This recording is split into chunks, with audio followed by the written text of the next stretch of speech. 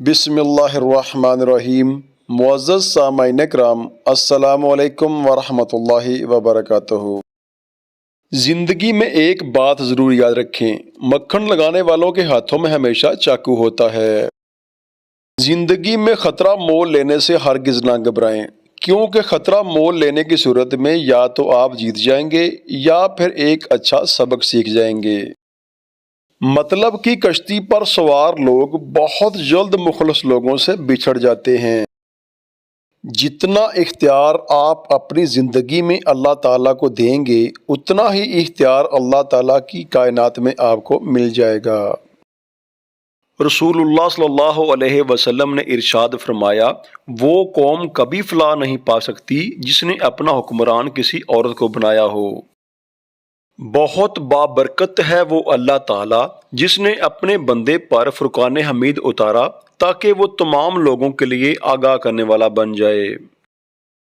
بارش والے آسمان کی قسم اور پھٹنے والی زمین کی قسم، بے شک یہ قرآن البتہ دو ٹوک فیصلہ کرنے والا کلام ہے۔ اور جب ہم لوگوں کو رحمت کا مزہ چکھاتے ہیں تو وہ خوب خوش ہو جاتے ہیں، اور اگر انہیں ان کے ہاتھوں کے کرتوت کی وجہ سے کوئی برائی پہنچے تو وہ ایک دم محض نا امید ہو جاتے ہیں۔ رسول اللہ صلی اللہ علیہ وسلم نے ارشاد فرمایا، نظر کا لگنا حق ہے، اگر کوئی چیز تقدیر پر سبقت لے جانے والی ہوتی تو وہ نظر ہوتی۔ ایک عورت رسول اللہ صلی اللہ علیہ وسلم کی خدمت میں حاضر ہوئی اور عرض کرنے لگی، میری والدہ فوت ہو گئی ہے اور اس کے ذمے ایک ماہ کے روزے ہیں۔ تو رسول اللہ صلی اللہ علیہ وسلم نے ارشاد فرمایا، تمہارا کیا خیال ہے، اگر اس کے ذمے قرض ہوتا تو کیا تم اس کو ادا کرتی؟ اس نے کہا ہاں۔ تو آپ صلی اللہ علیہ وسلم نے فرمایا کہ اللہ کا قرض ادائیگی کا زیادہ حقدار ہے۔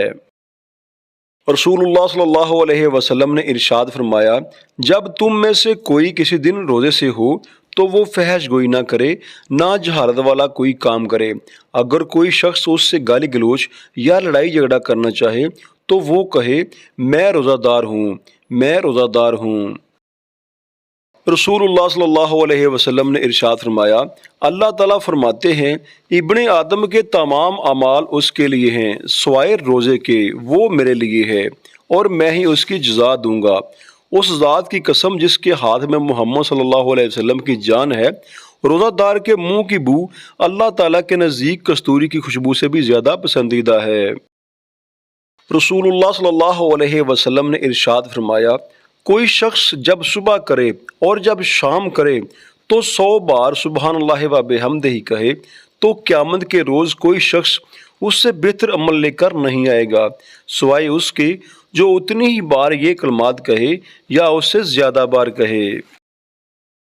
حضور نبی مکرم صلی اللہ علیہ وسلم عورتوں کی ایک جماعت کے پاس سے گزرے اور ان سے مخاطب ہو کر ارشاد فرمایا، اے عورتوں کی جماعت، صدقہ کرو، کیونکہ میں نے جہنم میں زیادہ تم ہی کو دیکھا ہے۔